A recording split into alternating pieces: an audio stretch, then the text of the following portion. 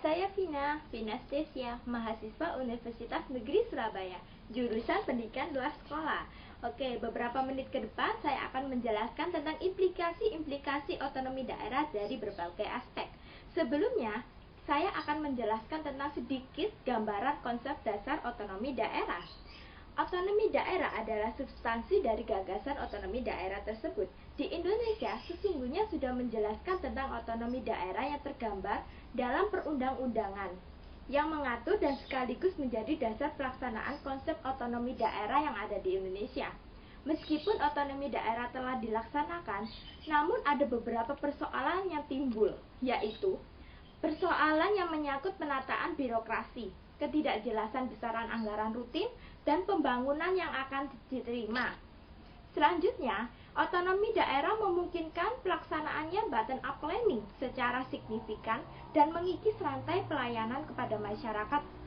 Otonomi juga dapat memberdayakan partisipasi masyarakat yang lebih besar dalam pelaksanaan pembangunan. Pemerintah pusat mengartikan otonomi tidak sekedar menyerahkan kewenangan saja, tetapi disertai pula dengan penyerahan pembiayaan perlengkapan dan persoalan yang memadai. Menurut Undang-Undang Nomor 32 Tahun 2004 tentang pemerintahan daerah, yaitu pengertian otonomi daerah adalah wewenang daerah otonom untuk mengatur dan mengurus urusan pemerintah yang diserahkan oleh pemerintah pusat dan kepentingan masyarakat setempat menurut prakasta sendiri berdasarkan aspirasi masyarakat sesuai dengan peraturan perundang-undangan Negara Republik Indonesia. Indonesia adalah sebagai negara kesatuan yang menganut asas desentralisasi dalam penyelenggaraan pemerintahan dengan memberikan kesempatan dan keleluasan kepada daerah untuk menyelenggarakan otonomi daerah. Kebijakan desentralisasi yang diwujudkan dalam pembentukan daerah otonom dan penyelenggaraan otonomi daerah diarahkan untuk mempercepat terwujudnya kesejahteraan masyarakat. Undang-Undang Dasar 1945 merupakan landasan yang kuat untuk menyelenggarakan otonomi daerah dengan memberikan kewenangan yang luas, nyata, dan bertanggung jawab kepada daerah sebagaimana diatur dalam Undang-Undang Nomor 32 Tahun 2004 tentang pemerintahan daerah.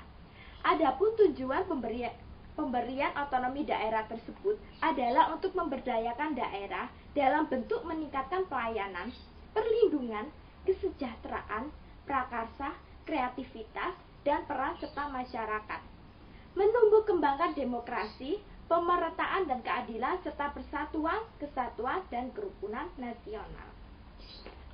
Nah, itu tadi tentang konsep dasar otonomi daerah. Selanjutnya, balik ke topik kita, yaitu implikasi-implikasi otonomi daerah. Yaitu pertama, ada implikasi otonomi daerah pada aspek perekonomian dan pembangunan.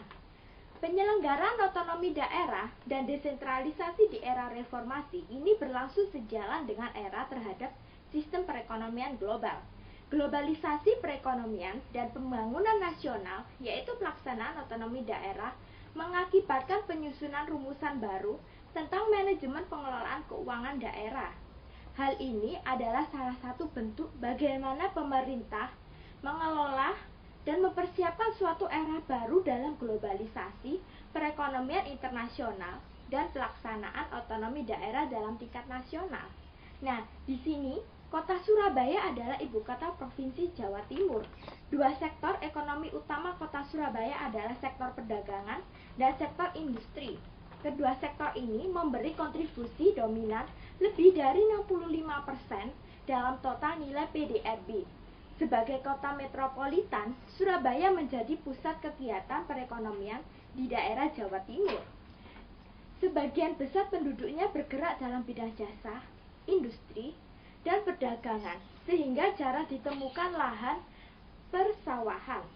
Nah, selanjutnya yang kedua adalah implikasi otonomi daerah dari aspek politik, yaitu dari aspek politik ini pemberian otonomi daerah dan kewenangan kepada daerah merupakan suatu wujud dari pengakuan dan kepercayaan minat masyarakat serta eksistensi daerah serta memberikan kewenangan yang luas pada daerah yang akan menciptakan hubungan yang harmonis antara pusat dan daerah.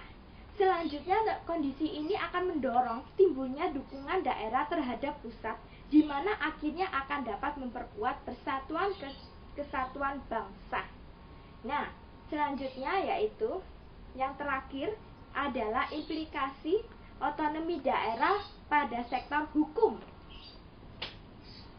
Nah, sektor hukum ini memperlihatkan pemikiran dengan menggunakan pendekatan aspek politik, ekonomi, sosial budaya, dan hukum.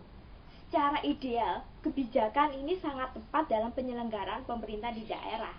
Hal ini berarti bahwa kebijakan otonomi daerah mempunyai prospek yang bagus di masa yang mendatang dalam menghadapi segala tantangan dalam penyelenggaraan kehidupan bermasyarakat. Berbangsa dan bernegara juga perlu. Namun demikian, prospek yang bagus tersebut tidak dapat terlaksana jika berbagai kendala dan tantangan yang dihadapi tidak dapat dilaksanakan dengan baik. Nah, itu tadi beberapa implikasi otonomi daerah dari berbagai aspek, politik, ekonomi, pembangunan, dan serta hukum. Nah, sekarang kalian sudah tahu kan tentang implikasi-implikasi tersebut. Saya harap yang tahu menjadi lebih paham